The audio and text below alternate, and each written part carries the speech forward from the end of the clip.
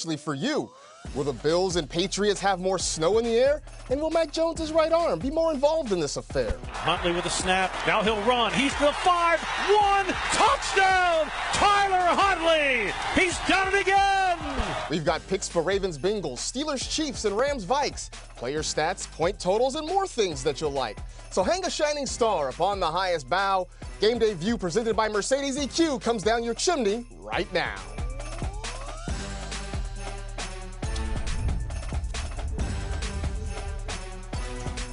Hi and hello, everybody. Welcome to Game Day View presented by Mercedes EQ. Happy holidays. I'm Marcus along with Hawk, Greg, and joining us remotely is Cynthia. We are glad to be with you. I'm glad to be here. I appreciate you guys. We're happy to have you, man. Don't frown, Cynthia. You know, Marcus will be great. It's great that he's here. Oh, I'm happy Marcus is there, but I'm basically, COVID concerns have turned me into Kevin McAllister. I've pushed everyone away. I'm going to be all alone on Christmas. Just as long as you aren't dancing around with like mannequins on pulleys, everything's going to be fine. Just keep that in mind. Little Brenda Lee rocking around the Christmas tree should be fun. We got plenty to talk about with you, though, for the next hour. So let's get started, actually, with the Bills and the Patriots. It is a rematch of that Week 13 game in a slightly breezy Buffalo. The Patriots won it by a score of 14-10, and Mac Jones threw the ball 3 more times than I did that day. So this time around in Foxborough, it's the Pats favored by 1.5 points. So, Hawk, where are you going with this? I'm going with the Bills. I think the Bills get their revenge on the New England Patriots. I have them winning 23-20, fresh off of Josh Allen's Pro Bowl snub. But the person I'm looking for in this game is Devin Singletary. Getting him going in the run game. Yeah, there were a lot of elements. It was windy in their first matchup. But this Patriots defense was able to turn the Buffalo Bills into a one-dimensional football team, and it did not include the run game. And even more than that, that's been issues in other weeks. For as many games as Singletary has led the Buffalo Bills in rushing, they are 5-2 in those games. They need to make sure he gets going, including last week. He rushed for 86 yards. So he's such an important part of this offense to keep it balanced, and I expect that to be the difference maker in this football game. So for me, I have a 2-point Buffalo win in this matchup as well. There's a lot of moving pieces in this game, so keep track of it as we get closer to kickoff. But the difference for me is this run defense, meaning the Bills last time, we saw the Patriots run the same play kind of over and over again. Maybe there's a different alignment, disguise, but you know what? They ran the football, you knew they were going to run the football, and they couldn't adapt. Now, I think that there has been enough time here, enough film study, enough opportunity for them to completely change how they're going to strategize and attack the run. So I think that's the difference maker in this rematch. I am going Patriots. You knew I would. I wish the Bills' offensive line was as prepared as Cynthia's backdrop here, looking so beautiful today. The Bills' offensive line has been terrible all year. It's been a mess. They lost Cody Ford to a COVID-19 issue. There's been injuries. And I think when you look at the Patriots, the difference between this year and last year, it's not just Mac Jones and having some weapons around him. They're shorthanded too. It's the defensive line. Matthew Judon, Christian Barmore, everyone up front won in that first matchup, whether the Bills were running or passing, and I think they're going to win up front, pressure Josh Allen a lot, and the Patriots sweep this season series and win the division. Yeah, I'm going with Greg in this one. I'm going to make this a deadlock. I'd say the Patriots win this one. I got a 22-17. I was trying to figure out if I could get a scoregami somewhere on this show. I don't think I do, but I did kind of get an awkward score here. This game plays right into Belichick's hands for me, right? They know they can't win a score fest against Buffalo. They've got to run the football effectively. They've got to stop the run. On top of that, the Bills' run defense has been kind of shaky. They're missing potentially Cole Beasley and Gabe Davis because of COVID issues. So this feels like a game that really just plays right into what the Patriots want to do. I figure they figure out how to sweep. Plus, the Bills got their lunch taken. I mean, they lost to Belichick a couple weeks ago. Yep. Tom Brady rips out their heart. So it's like a couple of old nemesis. Just I know you're new here, though, but like joining teams with me is what happens a lot. The host does. And we lose a lot. And Hawk and Cynthia get it right. Oh, no. So bad news. Oh, no. Maybe I need to go back and change. Let me go through and see if I can change some of these last minute. That's the beauty of it. We'll figure it out. All right. Let's get over to the AFC North, where the 8-6 division-leading Bengals host the out-of-the-playoffs 8-6 Ravens, because, you know, that makes sense. Cincinnati, though, a home favorite by 4 points. So, Cynthia, which side you got in this one? I've got Cincinnati, but I only have it by 2 points. 25-23 is my final score. We talk a lot about Joe Burrow, and in their Week 5 matchup, Joe Burrow had an awesome day, but we don't give enough shine to Trey Hendrickson, who actually leads the league in individual pressures. That's number 91. He's going to be a problem for whatever situation's going on with the Ravens quarterback. I think it's fun to watch him, and I think this is a difference maker, and I think the Bengals end up winning this division. Yeah, there's not a lot of logic to picking the Ravens this week with all the concerns they have, and that's why I'm doing it. It's 20-21. Like, it doesn't make sense that the Ravens would win this game when they were so shorthanded now, and they had their staff there a week ago. Oh, wait, they got the coach. They got John Harbaugh. The job that he's done this year, I think, has been incredible. And I know they only had like 13 defensive players even able to practice at one point this week, but they are probably getting Tavon Young and Calais Campbell back. Tyler Huntley is someone to keep an eye on. He went on the injury report with an illness on Friday, which is a bit of a red flag, so keep an eye on the quarterback situation. But as long as they have Huntley out there, I think he is good enough to win. It's just an organizational pick. It's like, you've been in this matchup, Hawk, Bengals, Ravens, and at the end of the year in December, there's something about it. I just can't pick the Bengals. I'm not going to argue with it because I also have the Ravens winning. I went back and forth in this game, but ultimately I landed with the Ravens winning 20-17 in this one. Although I'm going to talk about a pair of Bengals here, and that's Jamar Chase and T. Higgins. I tweeted this week that Joe Mixon isn't talked about enough because I think he's really good. And here I am not talking about him again because the Ravens have a great run defense, but I expect these guys on the outside to be the ones that set the pace for the Bengals. I mean, the Bengals have had a history of incredible 1-2 punches at the wide receiver position. Ocho Cinco, Hushman-Zeta, A.J. Green, Marvin Jones, obviously Andrew Hawkins in that mix as well. But these two have the potential. Did you know he played football? Like, I did. He brings it up every once in a while. Just every once in a while. And yet I he's picking the team that didn't pay him. I don't know what's going on. I might flip-flop. That's just my pick today. But I think these two have the ability to end up being the best duo in Bengals history because they are that good at such an early stage in their career. They really are really good. Jamar Chase came out of the gates just on fire this year, too. Cynthia, I'm going to have to leave you out on a limb here because I'm going to go with the Ravens in this one as well. In a squeaker, 27-26, I think they get the win here. And honestly, a lot of the reasons I'm picking them, sort of what Greg was talking about, this just feels like an organizational thing. And I know the Bengals blew them out way back in Week 7.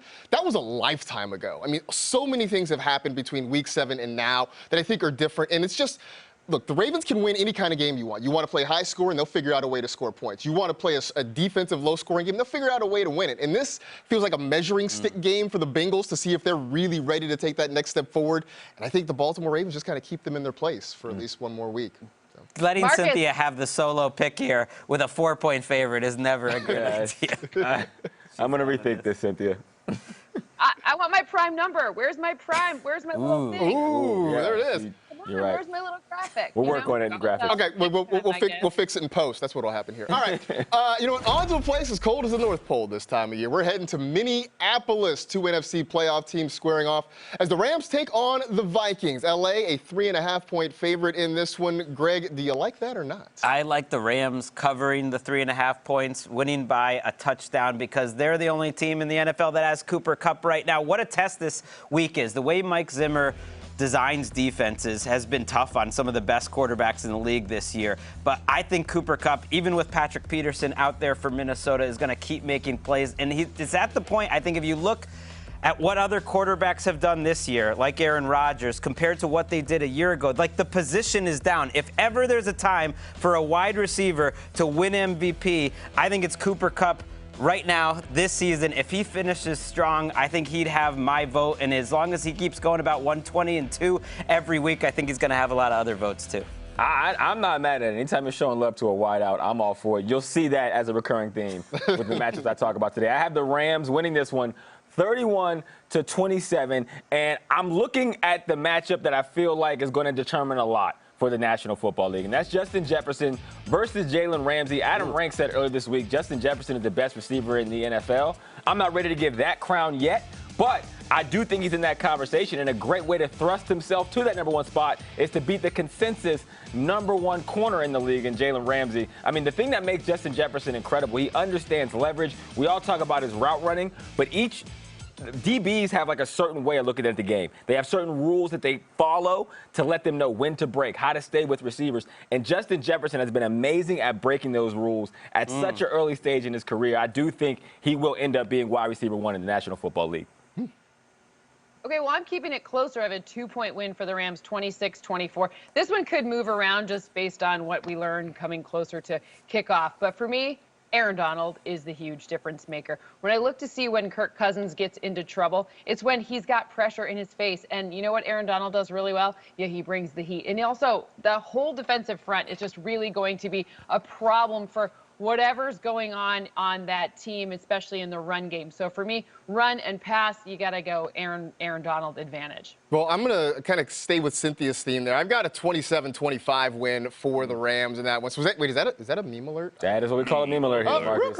We got a meme alert. My kid's favorite part of the show. See, meme alert. I know what's happening. I know what's happening around here. Yeah, I think some of this is the Vikings are a good team. They're a tough team at home. But the Rams, they're feeling really good about themselves, right? They're getting guys healthy at the right time. They're playing great football, right? You know how good the Rams are feeling right now? They designated Cam Akers to return from an Achilles injury, right? Like, and look, maybe he doesn't play, but the fact is they feel good enough about the situation. They're kind of like, hey, let's at least think about bringing this guy back right now. So this is like a heat check, I think, for Sean McVay and his team right now. I think they go on the road. I think they pull out a win. Maybe they don't cover that 3.5 points, but I think they keep rolling, especially because the Cardinals right now, scuffling. There's blood in the water. And I was at the Rams game on Tuesday, and when you're in person, you can like really understand a lot more about the game. I sense something special brewing here. Yeah, man, there's blood in the water right now in the NFC West, and the Rams are coming after it. All right, coming up on Game Day View, we're tracking the big man in red. No, not Santa Claus. We're not NORAD. What are you talking about? I'm talking about Andy Reid. Picks for Steelers Chiefs just ahead.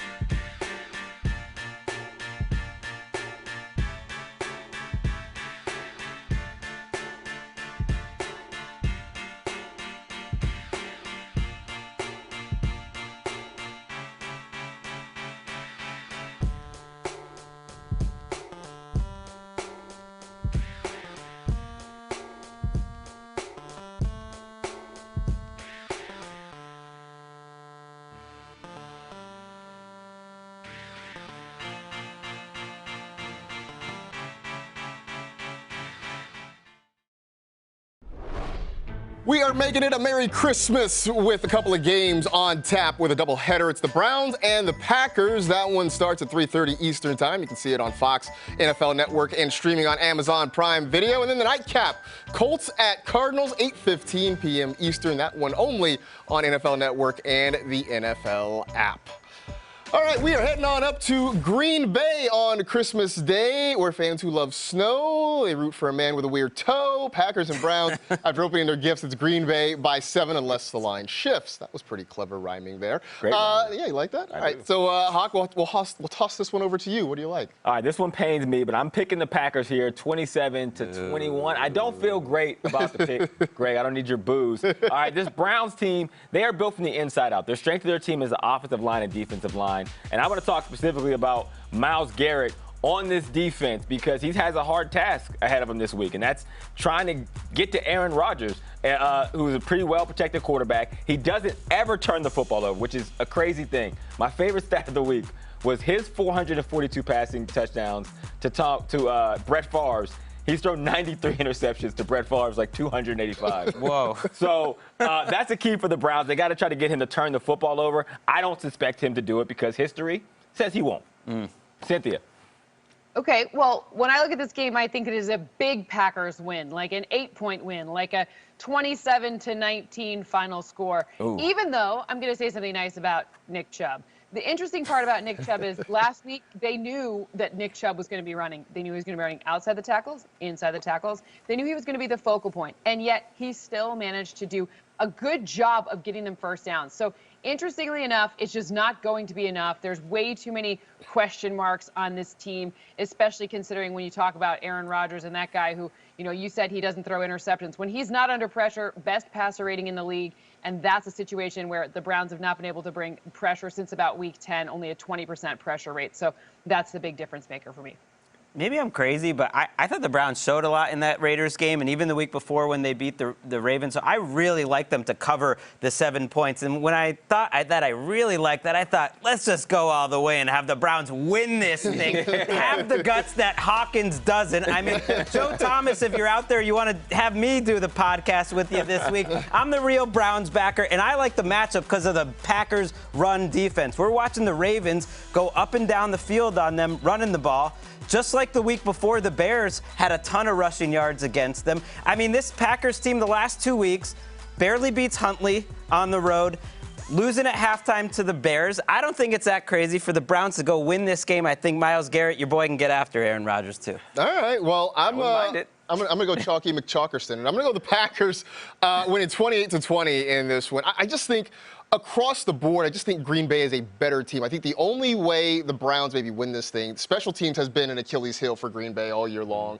If the Browns can make a couple of plays on special teams, whether it's a kick return, whether it's a blocked kick, something like that, I think that maybe gets them a win in this one. But I don't see that happening, or at least I don't see it happening on a scale enough for them to get a win. So I think the Packers get it done. Plus, I imagine late in this game, it's going to be cold. Even if it's not snowing, they're going to just start slamming A.J. Dillon with it. Look, I don't want to tackle a man whose nickname is based on a giant lizard that rampaged Tokyo, right? Like, I just don't want any part of that. I don't think the Browns are going to want any part of that either. So I think the Packers get a win. It's a good trap week, though. This is a. Come on, you want to change your pick. Change your pick. No, I'm not going to do it. I'm not going to do it. He's looking at those overall stats. All right. We got no rhymes this time. No, wait. Another fun one on Christmas Day. Colts in Arizona to take on the Cardinals. Home team favored by 1.5 here. So, Cynthia, there was no really rhyming there. But do you have a pick nonetheless? Does this work from home? Because I'm threading the needle. Whoa, you're trying to thread a 1.5-point needle. It's never been done, Cynthia. Don't do it. It's even worse. Look, I have a 1-point win for the Cardinals. It's 25-24 in all of my models. I think Zach Ertz is going to be a huge difference maker in this game as Kyler Murray looks to figure out, especially what he does like outside the numbers passes, and that's not one right there, but that will be an interesting note there between him and Christian Kirk, especially since when we see what's going on with this O-line for the Colts, it's perhaps a better ability for them to slow down some other aspects that are important. So this offense is really going to need to be firing, because if they get Jonathan Taylor going, then it's going to be a really difficult day for the Cardinals. But I think Zach Ertz, difference maker in this matchup. Yeah, I changed my pick on Friday when we learned that Quentin Nelson was going to be out for the Colts, because now all 3 starters on the Colts interior offensive line are out for this game. And if they're not right up front, like, who are the Colts? If you think about this first month of the season when they started out 0-3, 1-4, that was when the Colts were struggling offensively. They had injuries along their offensive line. Carson Wentz wasn't right. And so this is a time of year where you look like which team needs the game more. They both need this game, but I think the Cardinals, they really want this game. And the fact that the Colts aren't really going to be able to protect Carson Wentz, I don't trust them. Yeah, I'm with you. I got the Cardinals winning here, too. I got them winning 34-28. These two teams coming off of completely polar opposites, right? The Cardinals with the worst loss of the NFL season, and the Colts with probably their biggest win of the season. But I do want to show love to JTT, Jonathan Taylor touchdowns. I'm still hoping that nickname catches on. Haven't had any luck yet. If he can have a game this week like he's had other times during this season, he should be the MVP. Because you talked about that interior line for the Colts being out. Everybody knows he is the most valuable player on this team. They know he's getting the ball early, often, and teams still can't stop him. So if he still has a huge game this week and a win, I would say go ahead and give him his trophy. I didn't even know you made up Jonathan Taylor touchdown. It sounded so real. Right, it sounded so logical. I thought it was like what the cool kids say, and I'm not one of the cool kids. That's why you got that hat on, and Marcus and I got the Santa hats. I mean, it flows so nicely. I'm going to start using it. I'll tell you this.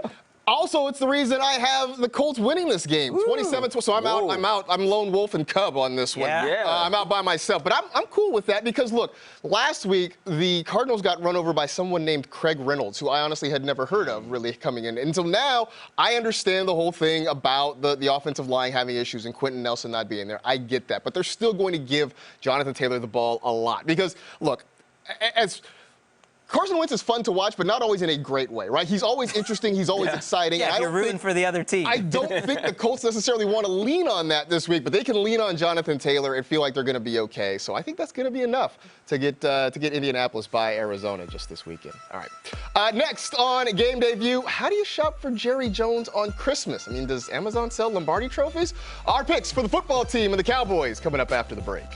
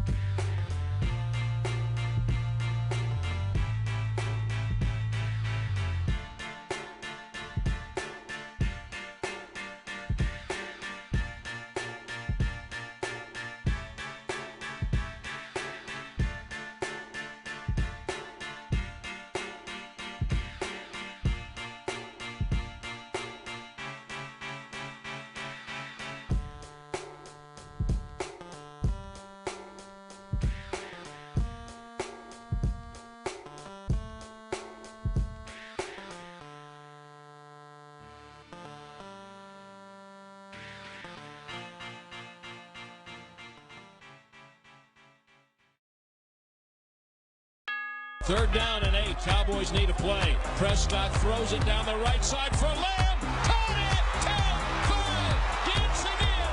Touchdown. They need a play. There's a play. Snap is back. Protected. Throwing it over the middle of the cover to the goal line. Perfect throw. Touchdown. What an unbelievable throw by Dak Prescott to thread the needle. It's a football team from Dallas at home against the football team from Washington, and Dallas can put a bow on the NFC East this weekend and clinch the division with a win, a 10-point favorite over the Washington football team. So, Greg, what's your pick for this one? I got the Cowboys winning and by more than 10 points, 2 touchdowns. Their offense has struggled lately. In that game against Washington just a couple weeks ago, they barely moved the ball, and even then they won by a couple touchdowns.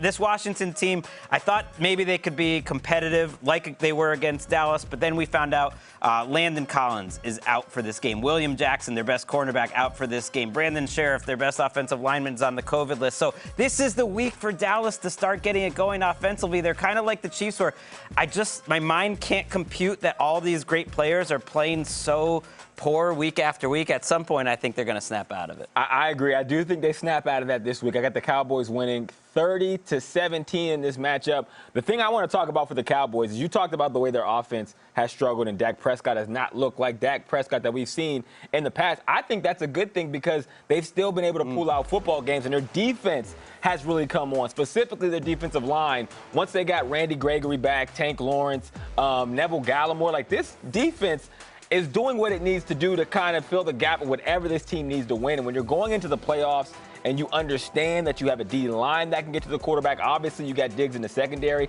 and all the pressure isn't on all those offensive playmakers, I feel like you have a more well-rounded team at the right time for the Dallas Cowboys. I really like your final score. It's really close to mine. That's why I like it. 30-19 I have in favor of the Dallas Cowboys. I want to talk about the fact, they already know they're going to the playoffs. They clinched last night or 2 nights ago or whatever you're watching this. They clinched on Thursday. But interestingly enough, I want to see how their run game comes together in this matchup. I'm looking specifically at, obviously we don't know exactly what's going on with Tony Pollard, but Ezekiel Elliott and Tony Pollard, the combination of them together, that's going to dictate for me just how far that the Cowboys can go into the playoffs, because it'll be interesting. From the run comes the pass. So I'm watching to see if they can keep being effective and efficient with both guys, one guy. I don't actually care which one. I just care that the run game is effective going forward. All right, well, I guess we can you can fire up the sirens. The meme alert coming, because I'm taking the Cowboys in this one, too. I like it to be kind of close. I think the Cowboys win 26-21. I just think familiarity sort of keeps this close. I mean, twice in 3 weeks. Yeah, I mean, they play each other twice a year. They played each other twice in 3 weeks. So I think that alone just sort of keeps it close. But it's just been weird because the defense has been winning the day for Dallas in the last few weeks. The offense hasn't really gotten it going, but I think it's going to be enough. The only real question is, does Washington bring their benches to Dallas the way Dallas brought their benches to Washington? I think the whole idea was that Washington's benches were a little cheap. So it's like they know they got the nice benches. Cowboys got top-notch benches. We're just going to take those benches with us wherever we go. All right.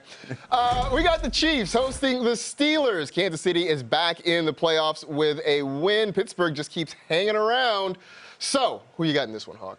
I got the Chiefs, man. The Chiefs have been rolling. I got them winning 22-17, but I am showing love to wide receivers. Remember I told you about the earlier theme. Deontay Johnson has gone over 1,000 yards for the first time in his career. I think he is a special wide receiver. Obviously, I do know him. He's a Toledo alum as well, just like me. What a tradition. What he's done under the circumstances is, I think, it's very important. I think it's impressive. I mean, Big Ben has, been up and down this season, and they've had to kind of shape this offense to get the ball out of their hands quickly. So they've been hard-fought yards, and for the Chiefs, if they can stop Deontay Johnson, it will, again, solidify the score that I put up. That's big of Hawk, because he's going to pass you maybe as the all-time NFL leader in yards from Toledo. I'm not even up on that list, I don't think. He might have already passed me.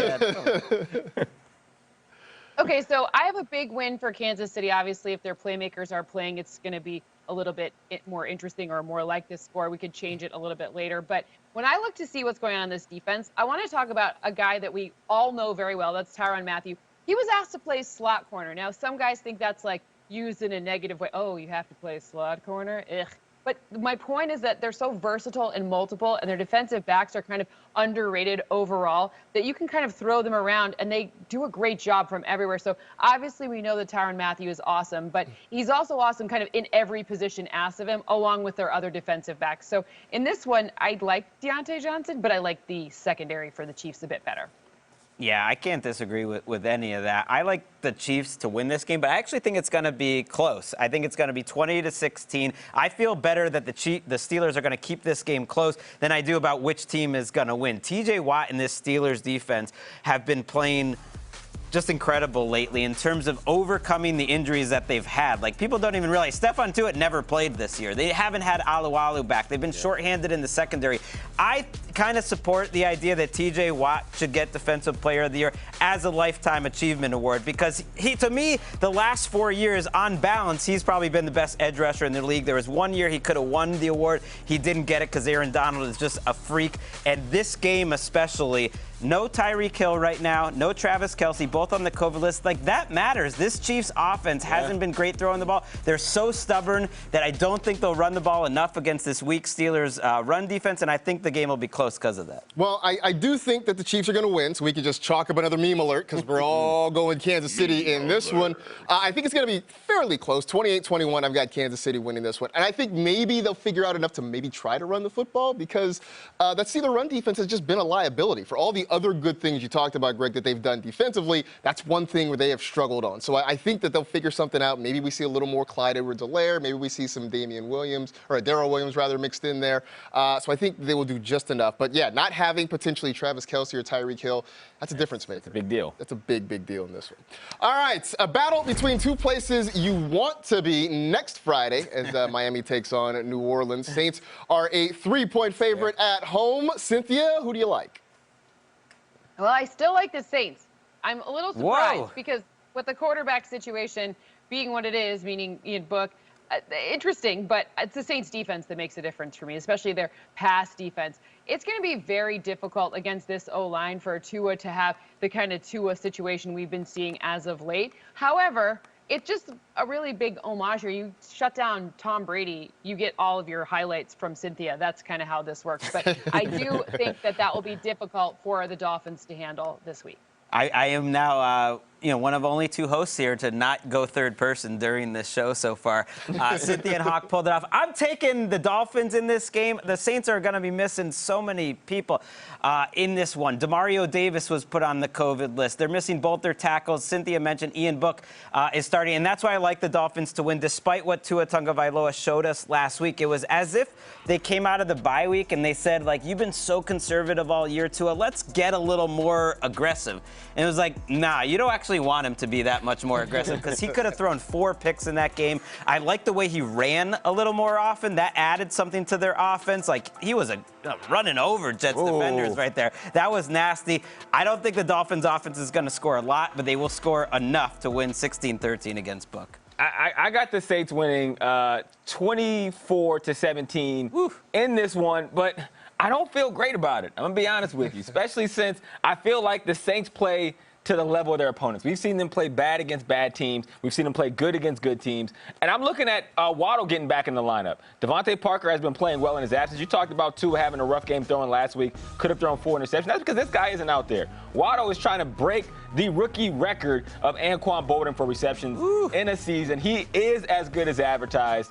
And you know what? With him back in the lineup, I do think they're a different team. I'm going with the Dolphins on this one. Switch my pick. Whoa, he's switching the pick. Dolphins. I mean, the Saints do have like 15 guys on the COVID list. It's dramatic, and I'm going to make it seem like I know what I'm talking. Dolphins win. Woo! Love that. All right. So I'm going to take the Dolphins, too, in this one. I got them winning 23-22. I think earlier in the week, Tom Pelissero sort of made a joke about how Sean Payton is familiar with having a 6-foot-tall quarterback or whatever and just doing good things with him. Right. Newsflash, Ian Book is not Drew Brees, right? You're taking a quarterback who doesn't necessarily have top-level arm talent, sort of like Taysom Hill, but he doesn't have the running ability that Taysom Hill does either. So that sort of worries me about this offense.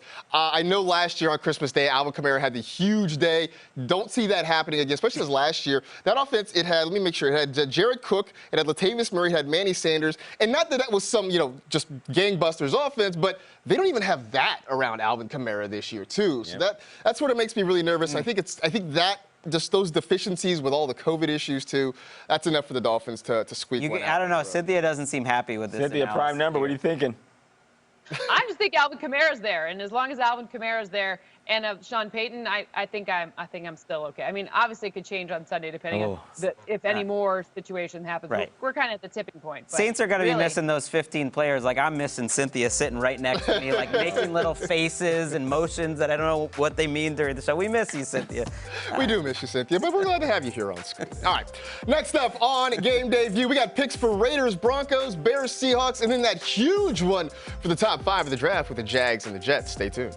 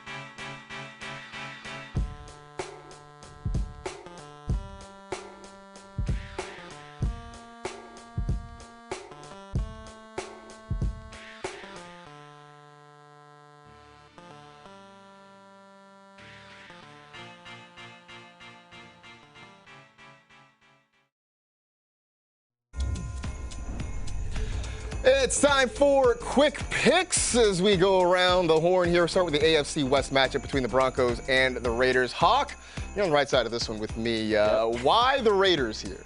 Well, because you picked them number one, Sweet. Marcus. Number two, I just think this Raiders team, they kind of surprised you at different times. Last week, listen, they probably should have beat the Browns by more given the situation, but I do think it was gritty the way they were able to go down there, pull out a win. I feel like Derek Carr has been playing really, really well. This is a division I think probably has, pound for pound, the best quarterbacks in the league. So I just think he's been really well, and I got him with a W. All right. I feel like the Broncos defense has finally showed up. It's like the defense that we expected all year. After they got rid of Von Miller. Right, and after Isn't that Teddy crazy? got hurt, unfortunately. All right, Bears in Seattle versus the Hawks. We're all taking the Birds here, but Cynthia likes them by more than 6.5. Why is that? Well, I think that it's interesting that Nick Foles is probably the starter here. I think Russell Wilson wants to kind of make a statement, and the run game really belongs to Seattle in this matchup. So it's because of that Bears defense and, of course, Russell Wilson being able to connect with his receivers, who he likely has more options this week than last. I think that's going to make the difference. Finally, we are all clearly convinced that this is the Jetropolitans all the way. So, Greg, tell me, why is it New York's going to win this I don't know about a meme alert on the Jets. Yeah, I don't feel as good now. But I'm taking the Jets because I've had a no Jaguars policy all season. I've picked against them 15 straight weeks, and I've gone 13-2 in those games. So, like, it served me well. It's a tough offense to watch. I just feel like the Jets coaching staff is better, and we'll find a way to get this done. But I'm thinking about flipping my pick now, if that was allowed, just because y'all are on the Jets. I think that we see Zach Wilson throw a deep pass at you because we haven't seen him going deep very often, but I think in this matchup he does. And I think your old buddy, you know, that wide receiver that you know from, you know, your days in Cincinnati, I think he's going to have a touchdown too. Here we go. Hey, my guy. all right. Mojo. There you go. All right, that means it is time now for Perfect Pair, ignited by Smirnoff Vodka number 21. Gonna calm things down. It's very chill, you know? Put the music on. We got some games that are expected to be lopsided according to the folks in the desert. So we're going to add a little bonus with something else we like in each game. You know, I believe it was ancient philosopher MC Rob Bass who says it takes two to make a thing go right. That's what he said. So I want to rock right now with the Los Angeles Chargers. I think they win by more than 10.5 points against the Houston Texans this week. I also think that the Chargers are going to score more than 28.5 points. I got them winning this one 30-17. mean, look, I know they had a tough loss last week against Kansas City, but this feels like a different Charger team. And I feel like they're sort of on a mission to kind of prove that, the verb chargering shouldn't be used the way it has been in the past.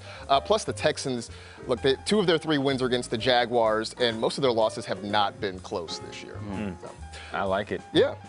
All right. Well, I'll go up next, Marcus. It is a little weird not to have Cynthia with us in the room here, but we're going to continue on. Greg, Marcus, our perfect pair. My perfect pair is the Buccaneers to win by more than 10 points against the Panthers because Tom Brady, he's very upset at getting shut out versus the New Orleans Saints. And the pair I'm putting it with is Gronk, scoring an anytime touchdown. It doesn't matter. He's going to have a TD in this game, and he's going to be spiking that football like he's likely going to spike whatever punch he sees over the holiday season. Yeah, I do think the Panthers were probably watching that game last week against the Saints and just cursing. Really? Now we got to face Tom Brady getting shut out. This couldn't have been worse. Right, and they now have kind of the week to adjust to all the guys that are missing, learn how this offense is going to work without all of them. I'm with you. All right, Cynthia. Oh, good. I should have grabbed my Smirnoff, because my perfect pair. And I'm home gating. I'm totally fine. So I think that the Eagles win big, and I'm going to pair that with a Jalen Hurts rushing touchdown. Ooh. Let's go. I think it's going to be a good opportunity for Jalen Hurts yet again. I mean, it's 2 last. I think after this point here is he's yet. I think he and Hurts gets a touchdown. Love it. Love it. Not I like bad. it. All right. I've got you on my mind this Christmas, Cynthia, and that's why my perfect pair includes the Detroit Lions covering that 7 points in this game. I had them winning straight up, but then I found out Tim Boyle was starting, and I couldn't quite do it. I'm going to pair that Lions cover with Kyle Pitts scoring a touchdown. Last week I talked about old St. Nick with that big old sack coming and bringing that Nick Bosa. Now it's going to be delivering a touchdown for all the Kyle Pitts fantasy owners out there. He has only got 1 this year. Yeah. So this is a bold take here. He's going to get 1 on Sunday. I do think Kyle Pitts is in for a pretty good game this week, so I like that. The Pro Bowler. He's been better than like people complaining about Kyle Pitts need to calm down. Yeah. He's a Pro Bowler. Right. Come on. That's all you need. That's all you need. All right, that was Perfect Pair, ignited by Smirnoff Vodka number 21. Try Smirnoff's Hail Mary Bloody Mary for a delicious and classic cocktail while home gating. Please drink responsibly. All right, next on Game Day Viewpoint, totals and foam fingers, which I believe is Cynthia's autobiography title. Predict the points coming up after this timeout.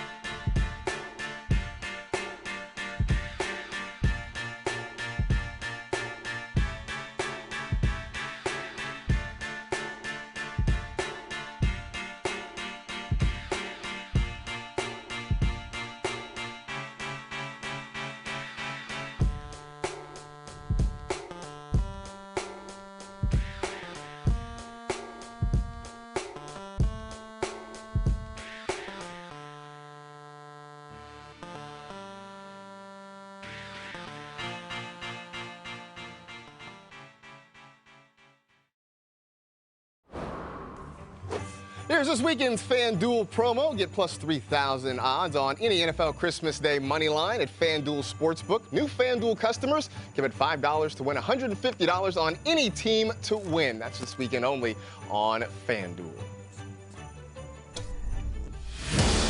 First and goal. Can he get in for the fourth time? He does! Austin Eckler with a touchdown. Garoppolo, here they come. It's a safety, and that ties the game. Pressure coming. Cousins, deck, throws it up for Jefferson. He's got it, and he is in. Harris. Nobody can stop him for the touchdown. Keeps it again. A block from Zach Ertz, and Murray's going to walk in. It's time for Predict the Points, presented by FanDuel Sportsbook. Let's get started with the Bills and the Patriots. Total of 43.5 points. So, are we going more or less? Ooh. Ooh, all right. I love Cynthia's foam finger. All right, Cynthia, why are we going more on this one? I think that there's a number of ways. This is ridiculous, but this is my mitten, and I think it's going to be more because that number is quite low, and I think that there's going to be a lot of passing. Obviously, we know that the Bills like to pass the football, and I think that, unfortunately, because of whoever's not available, I think the Patriots are going to have to as well. I think that shoves it over the line to more. Yeah, I think for the Pats to win, they got to keep this thing kind of low scoring. So when everyone's on one side, and this is like one of those games everyone thinks it's going to be low scoring, I'm with Cynthia. It's more. All right. Ravens at Bengals, over under 45.5. Let's see, more or less. Ooh, all right. I am more. All right, Hawk, why are you less here? I feel like these defenses are going to really come to the party. We've seen what the Bengals did against the Ravens the first time, and the Ravens have a great rush, which is going to probably neutralize Joe Mixon a little bit. I think the defenses are just going to step up. Big divisional matchup. Yeah, that's true. I mean, this is a huge. It's funny that one team is leading the division. Technically, one team is not in the playoffs. Technically, That doesn't make any I sense. always feel like Zach Taylor is looking for a reason to be conservative, which I don't appreciate. But that'll be the case this game. He thinks he's playing Tyler Huntley, and we don't need to throw it all around the yard. Less. Yeah, all right. So that gets us to the Rams and the Vikings. Over under 48.5. Let's see, everybody. I knew that was coming. Yeah, we're all going more on this one. Greg, why do you think it's more? I mean, offense has to make a comeback at some point. What happened to touchdowns in this league? The Rams on Tuesday were kind of coming off of COVID. I was at that game, so I was able to witness it in person. They were ironing out some kinks in the first half. Second half, they were back to being their old self. I think both these teams, especially the Vikings offense, is ready to get a little better. I mean, it's a wide receiver showcase, right? I mean, Cooper Kupp versus Justin Jefferson. That alone is fun. All right, we got the Washington football team at the Cowboys. Total is 47 points. So, me and Marcus with the push. We have conflicting I have no push idea. sides. I'm making it up as I go along. All right, cool. Cynthia, you weren't more, though. Why do you think so? I think we see the return of Dak Prescott throwing the ball as well. So I think we've got both the run game and the offense, which is clicking on both cylinders. Sometimes when you are loose and easy, you don't have to play for getting into the playoffs. You see something awesome happen, and also they're missing a whole bunch of pieces on Washington's defense. All right. Let's see. Next up, we got Steelers and Chiefs with a total of 45 points. And all right. So we got a push. We got a less. More. Greg, why are you going less? I might have to change my write this down, which is our pick we're the most confident in, to less, because I don't see any way that these two teams get to 45. The Chiefs' offense hasn't been right all year with Travis Kelce and Tyreek Hill. Now you got to play the Steelers team who hasn't scored a touchdown in the first half since 1947. That's a fact. Wow. No need to look it up. Wow, anytime we go back to 1947, that says something about it. So. All right, when it comes to betting, it pays to have a solid game plan. To learn more about responsible betting, visit responsibleplay.org.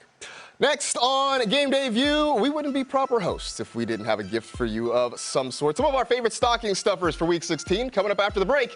And write this down. Oh, that was the best one of the year. That was a good one.